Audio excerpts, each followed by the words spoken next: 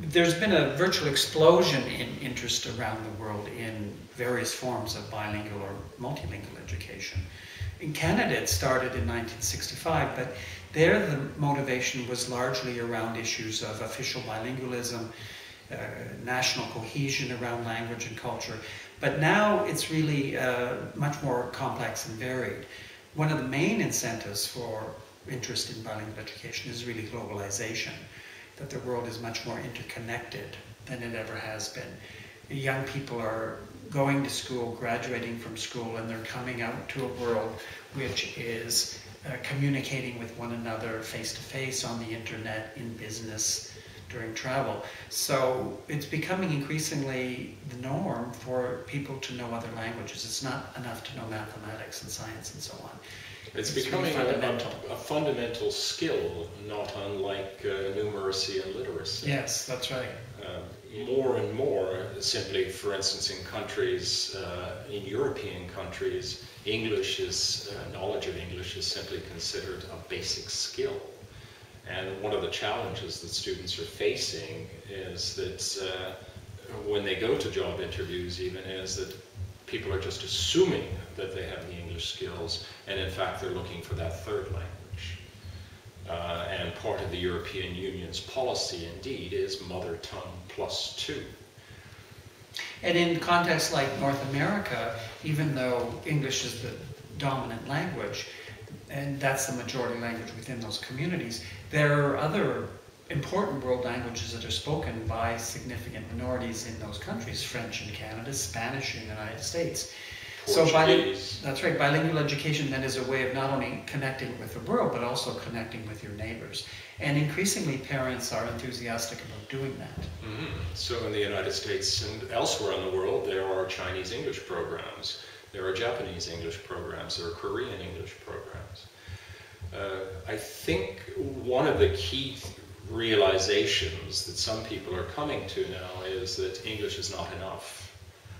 Whereas English is very important, it's not enough. There is research in the fields of economics that shows us that in some contexts, indeed, one can go out and purchase in any language, in a sense. People are willing to bend to you as the client and take into account your language. But when you're trying to sell, it's important for you to be able to do that in the local language. And language is not simply learning a set of words and the grammar to communicate with someone, but language is also part of culture. Culture is embedded in language. And in fact, it's through being able to speak another language that one develops a deeper understanding of another culture, and one begins to be able to cross that intercultural divide.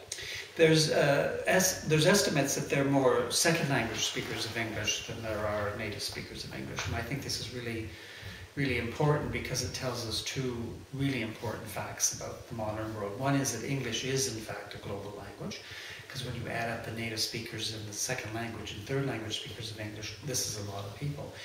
But it also tells us that, so it tells us that speaking English is important, but it also tells us that speaking only English is probably not enough. That in order, because monolingual English speakers will be competing with people who speak other languages along with English, and to do business, but also to take full advantage of globalization, knowing these other languages will be important, and is important. Because after all, we're more and more having to deal with trans-border issues, whether they have to do with health, whether they have to do with economics, migration, other issues. And who is better suited to deal with these programs? Or perhaps it would be more accurate to say that multilingual people are likely to have some of the skill sets required to be dealing with some of these trans-border issues.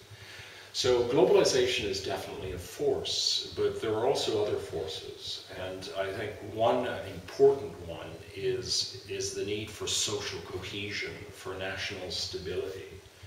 For instance, Kazakhstan has a very complicated and a rich history. It has an ethnically diverse population, and Kazakhstan has set itself a target of having its citizens be trilingual. Kazakhstan would like to see have its citizens be able to work and communicate well in Kazakh, of course, Russian, and in English. This is seen as a social cohesion issue. The same thing in Estonia, for instance. One of the reasons why so much effort was invested into the bilingual program in Estonia was to ensure that the two large communities, the Estonian-speaking community and the Russian-speaking community, integrate with one another, that they're able to communicate with one another. It's a social cohesion issue, a stability, a national stability issue.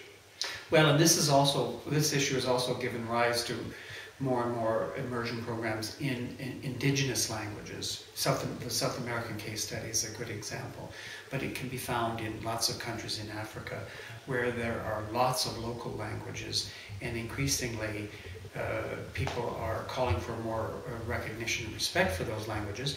And with research that shows that bilingualism is not only possible, but it's cognitively and linguistically advantageous, more and more people are open to alternative forms of bilingual education in not only the high status languages, but also these locally important indigenous languages. And I think the book does draw out some of the consequences of not offering bilingual education. For instance, what we see in South Africa is that students are having to repeat their year very often because they're functioning, they're studying mostly through English, and there hasn't been a proper transition to it.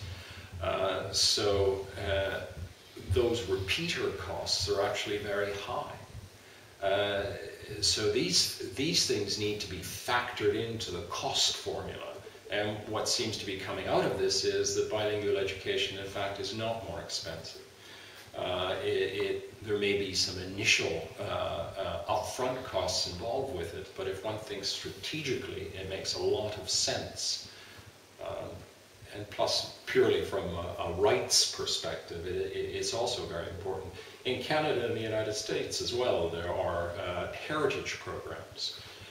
For instance, the Ukrainian community or other communities that are trying to ensure that the young people learn to speak that language and at a very high level.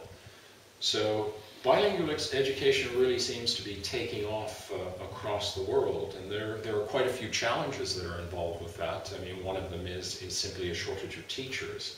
It's something that's found in a large number of countries. In fact, I think what happens very often is people think that it is a challenge for the students, but what we know from the research is that students cope quite well with bilingual education.